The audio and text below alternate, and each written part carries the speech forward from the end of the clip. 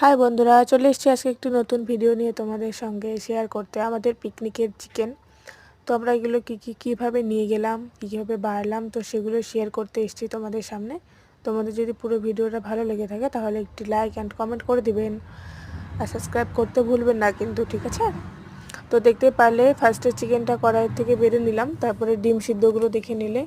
তারপরে এই যে আমাদের প্ল্যানিং ছিল রুটি করে নেওয়ার, এক জায়গায় রুটির অর্ডার দেওয়া ছিল, কিন্তু উনি সকালবেলা দিতে পারেনি রুটি, যার কারণে আমাদের এক প্রকার বাধ্যকৃতভাবেই দোকান থেকে পরে পরোটা কিনে নিতে হয়েছিল। কিন্তু পরোটাটা আমাদের কারোরই ইচ্ছা ছিল না নেওয়ার, কারণ তেলের ভাজা জিনিস তো, সাথে চিকেন, একটু বাইরে গিয়ে আবার গাড়ি জার্নি, এই জন্য আমাদের প্ল্যানিং ছিল না।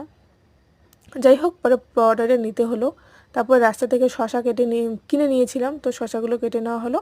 তারপর আমার ভাই ডিমগুলো ছুলে নিচ্ছে, সিদ্ধ ডিমগুলো। তো ওই যে প্লাস্টিক দেখতে পাচ্ছ সবুজ, ওটার মধ্যে ছিল পরোটার সবজিগুলো, পুরো গন্ধ হয়ে গেছে, মনে হয় বাসি সবজি দিয়েছিল নাকি বলতে পারবো না, মনে হয় বাসি সবজি, পুরো একদম পচে মানে নষ্ট হয়ে গেছিলো, প্রচুর গন্ধ হয়ে গেছিলো। তারপর এই যে চিকেন পরোটাটা ভালোই টেস্টি ছিল, কিন্তু গরম গরম ওখান থেকে ভেজে দিচ্ছিলো তো, কিন্তু তরকারিটা মনে হয় পুরনো ছিল। তো যাই হোক, তো খেয়ে নিয়েছি, পরোটাটা খাওয়া হয়েছে, কিন্তু সবজিগুলো খাওয়া হয়নি, ওগুলো পুরোটা ফেলে দিয়েছি আমরা।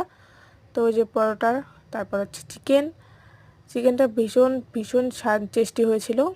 তারপর শসা, পেঁয়াজ, লেবু, ডিম, আর সাথে হতো হ্যাপি নিউ ইয়ার লেখা কেক, তোমরা দেখতেই পাচ্ছ কেকগুলো ছিল। কেকটা আমরা পরে লাস্টে মিষ্টিমুখ করেছে কেক দিয়ে, আর অরেঞ্জগুলো জাস্ট নিয়ে যাওয়া হয়েছিল, কোনোটাই খাওয়া হয়নি। পরে বাড়িতে এসে সবাই একটা একটা করে নিয়েছিলাম, কারণ গাড়িতে অনেক মজা করেছি আমরা সবাই, তাই আর ওসব খাওয়ার কথা কারোরই মনে ছিল না। এই যে দেখতেই পাচ্ছ কেকটা হোমমেড ছিল, একটা মানে ফ্রেন্ডসের কাছ থেকে অর্ডার করা হয়েছে। যাই হোক, তোমরা দেখতেই পারলে, কেমন লাগলো বলবে।